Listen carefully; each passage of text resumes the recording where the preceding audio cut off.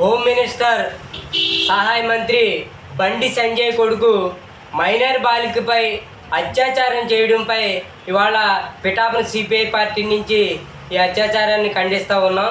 ఓ గౌరవ పదంలో ఉండి అలాంటి బండి సంజయ్ కడుపును పుట్టి భగీరథ అనే యువకుడు మైనర్ బాలికపై అత్యాచారం చేయడం అనేది చాలా దౌర్భాగ్యం.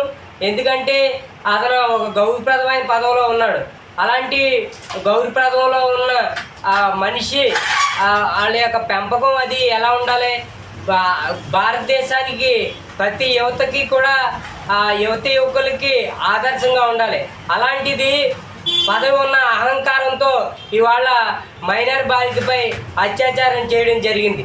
మళ్ళీ దాన్ని కప్పిపుచ్చుకోవడానికి హనీ ట్రాప్ అని ఆ అమ్మాయిపైనే మళ్ళీ తిరిగి కేసు పెట్టడం అనేది ఇంకా దౌర్భాగ్యం. కాబట్టి ఇక్కడ ఒక సామాన్య వ్యక్తి ఇలా రేపులు అత్యాచారం చేసిన పోక్సో కేసులు కట్టి దిశ చట్టాలని గెలిచి ఎన్కౌంటర్ చేస్తూ ఉంటారు.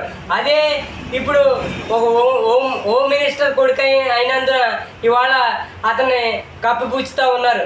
ఇప్పుడు పోక్సో కేసు నమోదయ్యింది. పోక్సో కేసు నమోదయ్యి 4 రోజులు కాస్తున్నా ఎందుకు ఇతన్ని అరెస్ట్ చేయలేదు? పైగా తప్పించుకున్నాడు, ఎక్కడో ఉన్నాడు, కనపడతా లేదని పోలీసు వారు చెప్తా ఉన్నారు.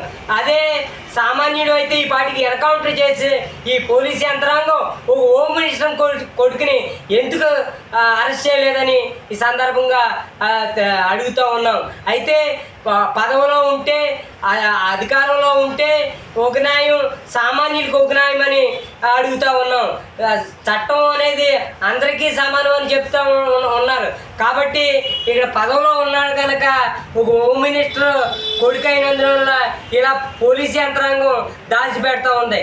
కాబట్టి మేము ఆంధ్రప్రదేశ్ పిఠాపురం నుంచి తీవ్ర స్థాయిలో దీన్ని ఖండిస్తూ ఉన్నాం. తక్షణమే ఈ బండి సంజయ్ కొడుకుని అరెస్ట్ చేసి తగిన చట్టపరమైన చర్యలు చేపట్టాలి. లేని పక్షంలో ఆంధ్రాలో కూడా ఉద్యమం భారీ ఎత్తున